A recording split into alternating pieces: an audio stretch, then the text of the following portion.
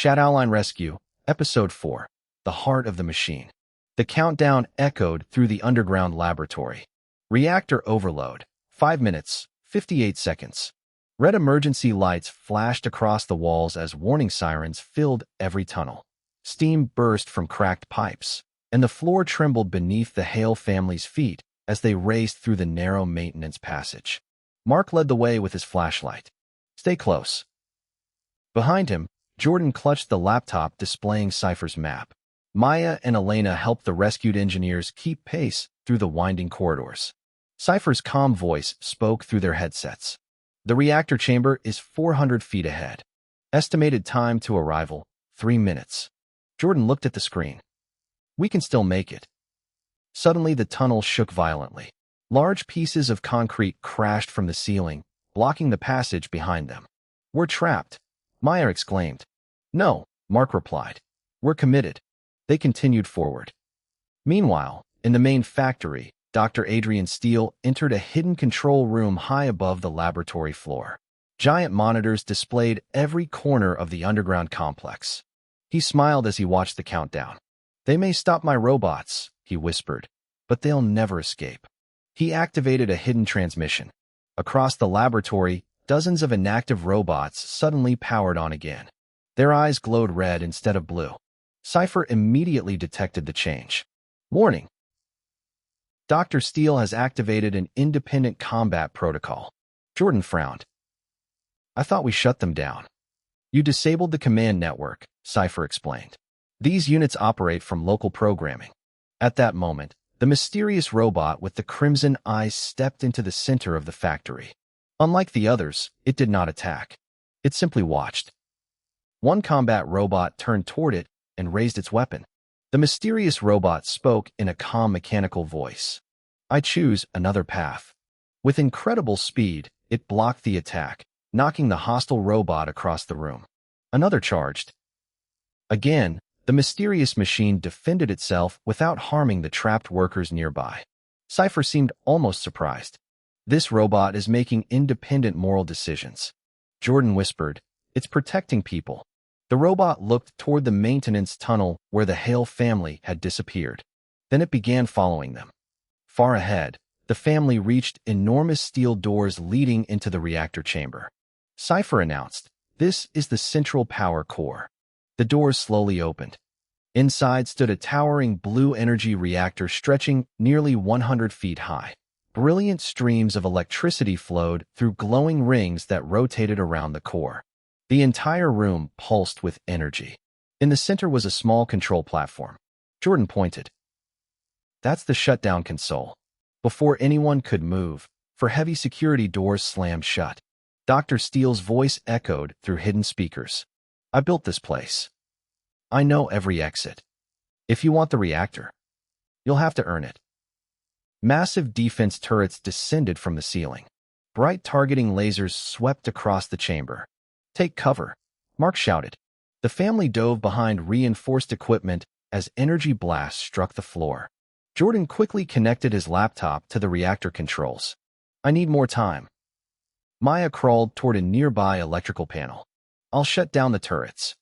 Elena stayed beside the rescued engineers, making sure everyone remained safely behind cover while treating minor injuries from falling debris. Mark carefully moved between the energy blasts, drawing the turret's attention away from Jordan. One blast shattered a metal catwalk. Another narrowly missed him. Cypher spoke calmly.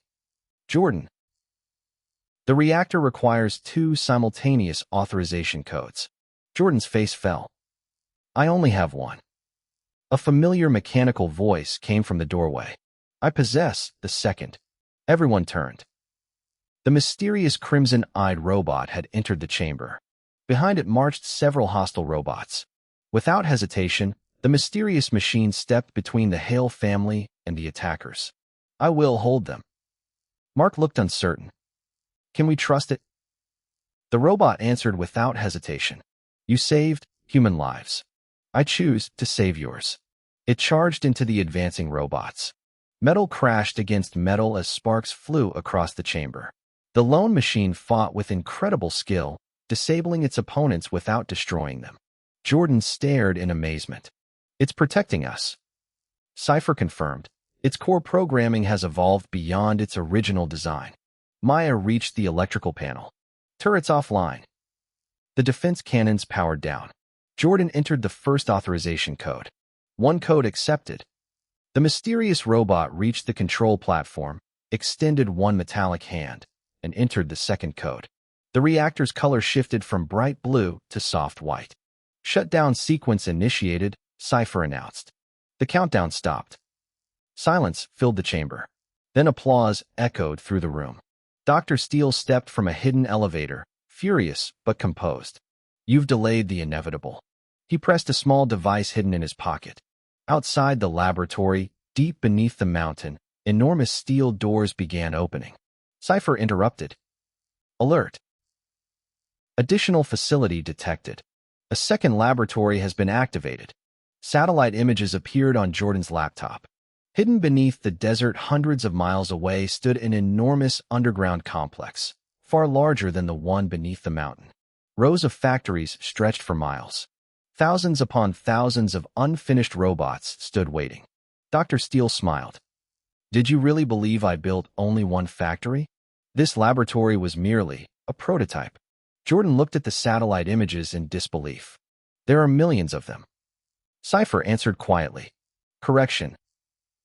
Construction capacity indicates millions more. Dr. Steele stepped backward into the elevator. You have won today's battle. But the war has only begun. The elevator doors closed. Before anyone could reach him, he disappeared. The mysterious robot watched the empty elevator shaft. Then it turned toward the Hale family.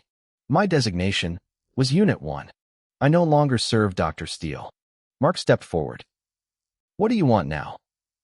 Unit 1 looked at each member of the family. I seek purpose. Cypher spoke after a long silence. Shadowline Rescue has always protected those in need. It appears that now includes one who was once our enemy. The Hale family exchanged thoughtful glances. Outside, the first rays of sunrise broke over the mountains. One mission had ended. A far greater one had just begun, somewhere beneath a distant desert. Dr. Steele smiled as thousands of assembly lines came to life. Metal footsteps echoed through the massive complex. An army unlike anything the world had ever imagined was preparing to rise. End of Episode 4.